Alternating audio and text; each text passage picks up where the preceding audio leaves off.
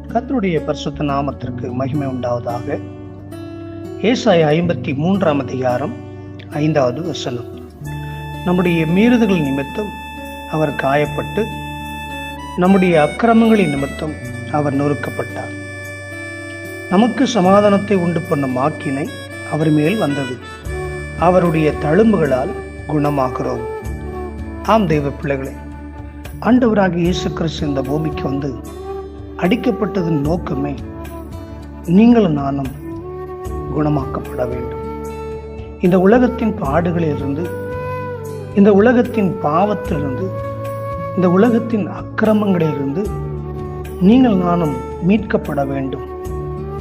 நீங்கள் நானும் அவைகளிலிருந்து விடுதலையாக்கப்பட்டு சமாதான வாழ்க்கை வாழ்ந்து, இந்த பாடுகள் நிமித்தம், பாவங்கள் நிமித்தம் வருகிற ஆக்கினையிலிருந்து விடுதலையாக்கி தேவனுடைய ராஜ்யத்தை அடைய வேண்டும். தேவனுடைய ஆசீர்வாதத்தை நாம் பெற்று இந்த பூமியில வாழ வேண்டும் என்பதற்காக ஆண்டவராக இயேசு கிறிஸ்து அடிக்கப்பட்டார்.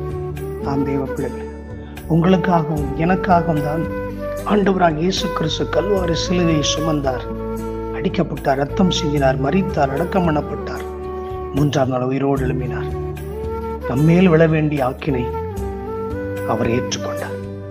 உங்களுக்கும் எனக்கும் சமாதானத்தை உண்டு பண்ண வேண்டும் என்று சொல்லி ஆண்டவர் சிலுவையில் மரித்தார். ஆம், இன்றைக்கு ஆண்டவராக இயேசு கிறிஸ்துவை நீங்கள் நானும் ஏற்றுக்கொண்டிருக்கிறோம். ஒருவேளை ஏற்றுக்கொள்ளாத தெய்வ பிள்ளைகள் இருப்பீர்களானால் இன்றைக்கு ஆண்டவராக இயேசு கிறிஸ்துவை ஏற்றுக்கொள்ளுங்கள். பாவங்களையும் சாபங்களையும் எல்லாவற்றையும் நீக்கி உங்களுக்கும் எனக்கும் சமாதானத்தை கொடுத்து ஒவ்வொரு நாள் நம்மை நடத்தி ஆசீர்வதிப்பாராக. God bless you. ஆமென்.